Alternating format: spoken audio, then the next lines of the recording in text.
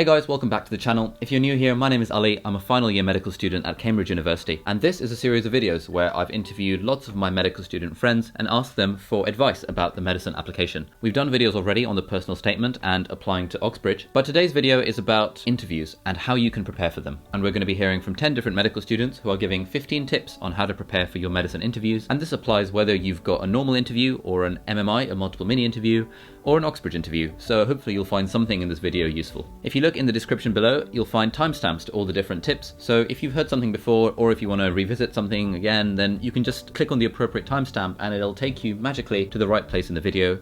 I'm not sure if this works on mobiles, but hey. So let's just jump into it. I'll play through the list of 15 tips and I'll see you at the end for the classic, please like, comment, subscribe. At this point, if you'd like to subscribe to see more videos like this, please do so. The subscribe button is down below. But now, let's jump into the 15 tips. I hope you find them useful.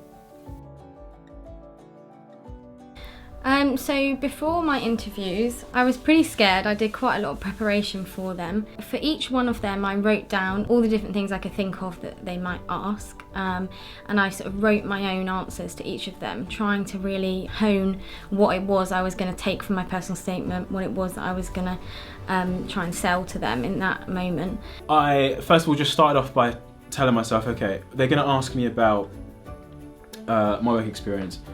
And I just basically shortlisted the work experience that I wanted to talk about. So I knew I wanted to talk about my time as a healthcare assistant for a year because that was just one of the most incredible learning opportunities that I've ever had. It's a job I'm still doing to this day, actually. I first of all established what I was going to talk about, and then I made sure to know what I wanted to say about each example I was going to give, but I was very conscious that I didn't want to come across rehearsed. So whenever I went through in my head through my experiences, I'd never really write anything down, and I'd only really bullet point. A bullet point would say, being a healthcare assistant helps me communicate, and that's all I'd have in my mind, so that I'd draw on that and then talk around it, because you definitely come across a lot more fluid if you don't script answers. So I remember writing down a list of questions that I thought would probably come up. So that's why you want to do medicine, what particular about this medical school, what did you learn on work experience, and I just bullet pointed answers. I didn't write out paragraphs. I think that's quite important, because if you write out a paragraph, it's so tempting to just learn it and recite it. Yeah, tying into that, I think I did similar things in that I was very much against trying to write paragraphs as answers, because the danger of that is you end up memorizing paragraphs and then you stress out because you're like, oh, what was that line after that line? And that just comes across really badly in an interview. So bullet points of the main ideas, not like the specific words you're going to use, but really the core ideas. Think about it, whenever you're in a lecture and you can always tell when someone stops reading the slides and goes to ad-libbing a bit. Their style changes, the way they talk changes, invariably they're more engaging. Be that second person. Don't be reading something off a slide in your head. You can get practice on trying to be spontaneous by getting loads of people to interview you and get them to give you answers, get your friends to sit down with you, and you know what, they usually quite enjoy it as well. Your friends will throw out questions at you, usually questions you're not really expecting. It can be quite a fun thing to do, and it's quite a good way because you never know what questions are going to come up. So it's not about answering the questions and getting the right answers, it's about practicing how to be spontaneous for an interview, which is always quite good.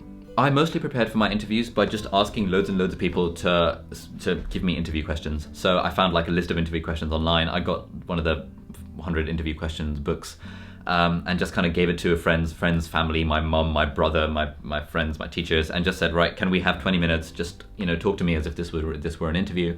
And I actively asked for a lot of critical feedback. And I found that really helpful. So, every single time people told me that I spoke too fast. So, I still do it to this day, but just that reminder close to interview times made me think that, okay, I need to kind of slow it down a bit. Me talking too slowly is probably about the right speed. I feel I'm talking too slowly right now, but for you, it's probably the right speed. Whereas normally when I talk like this, it's quite fast, and I was talking like this in interviews, and this is not the kind of interview answer that you want to give because you're talking too fast, and it just goes all over the place. Something that's incredibly important is get your friends and family to listen to your interview answers. So get your sister, sit them in front of you, give them the questions you want them to ask you, and then just when you're replying with your answers, try to get them to comment on maybe your mannerisms and the way you look when you're talking, where you're looking while you're talking, and your body language, and etc. Because they may not know what interviewers are looking for your answers, but I think it's definitely important to be able to familiarise yourself with maybe some bad habits you might have when talking. Primarily, I think when it comes to preparing for interviews, your key thing is to make sure that you're comfortable and confident. You can go over as many questions as you want, but particularly when you're applying to Cambridge or Oxford, they're going to throw some curveballs at you. And the only way to really prepare for that is to put yourself in a mindset where you can think through what they've said and reply back in a concise and confident manner.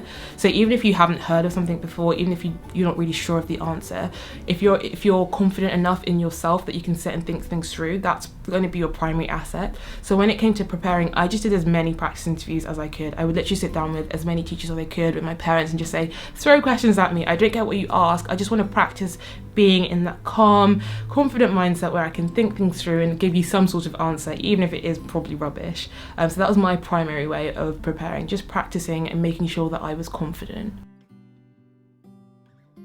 In hindsight, one of the most useful interviews I got was from a friend's dad who is a consultant. So he was quite used to interviewing medical applicants.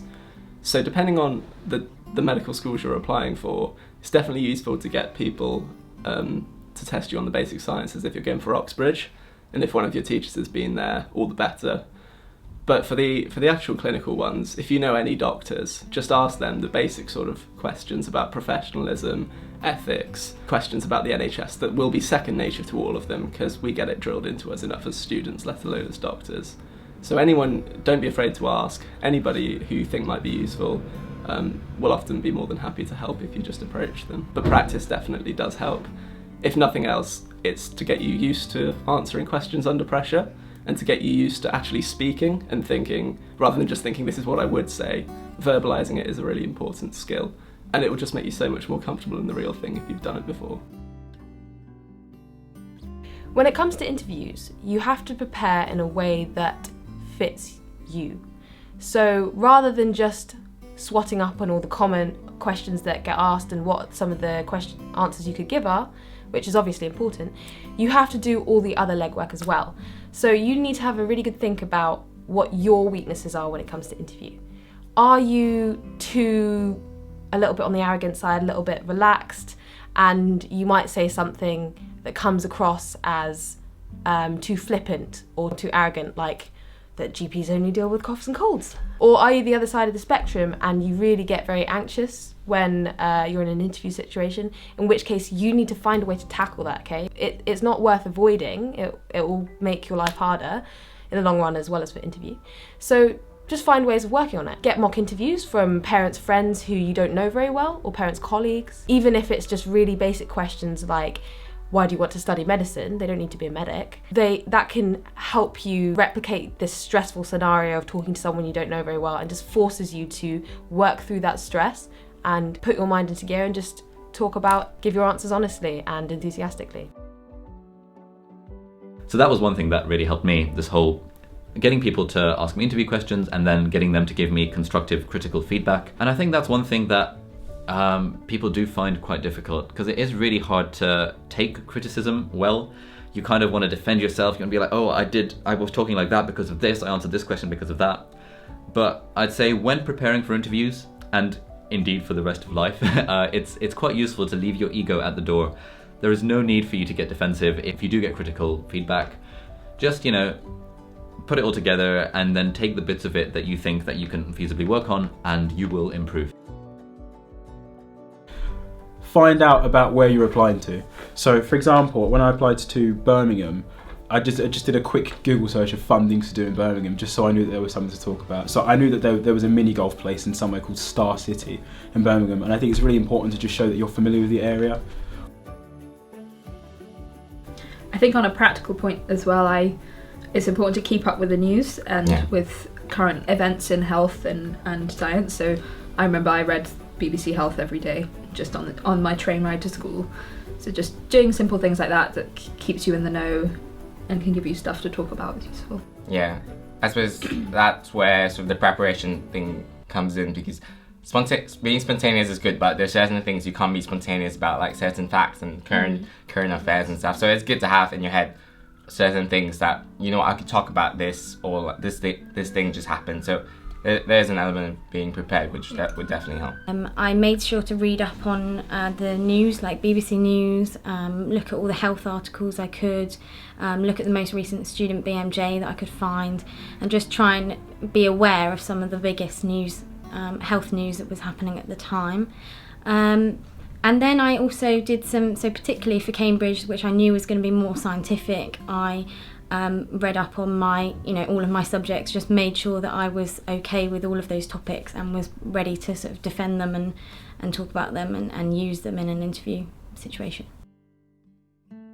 Before you go into interview, or when you're feeling nervous generally, you can have go-to thoughts, go-to positive, confident thoughts about things you've done well in the past.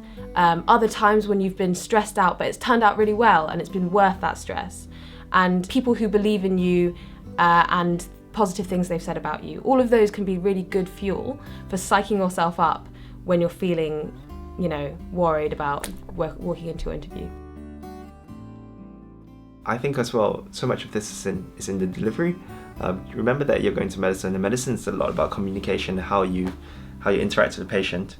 So take it as a conversation with the interviewer, like that they're trying to get to know you. You really want to interact with them, and you want to be honest about it with them. You want to let them see who you really are. If you have that kind of idea at the back of your mind, you'll transmit through into your tone, and people see that you're genuine about your answers rather than this being a rehearsed script. Make sure you're always talking in interview in as honest and genuine a way as you can. Don't talk in a very incredibly meticulous and quite eccentric, wordy way because you're trying to give off the impression that you're an incredibly intelligent person. It will just come across as stiff and a bit weird. So just try and be yourself, try and talk genuinely, and just say what you think, be enthusiastic, all of that. But I think it's important as well not to over-prepare. Have confidence in yourself, have confidence in your interview abilities and desire to do medicine, that you'll be able to spontaneously answer some questions as well. Because I think spontaneity adds realness. Yeah.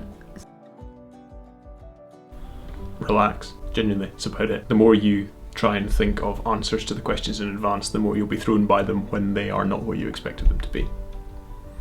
You're going in for a chat. It'll be an easy chat. Smash it.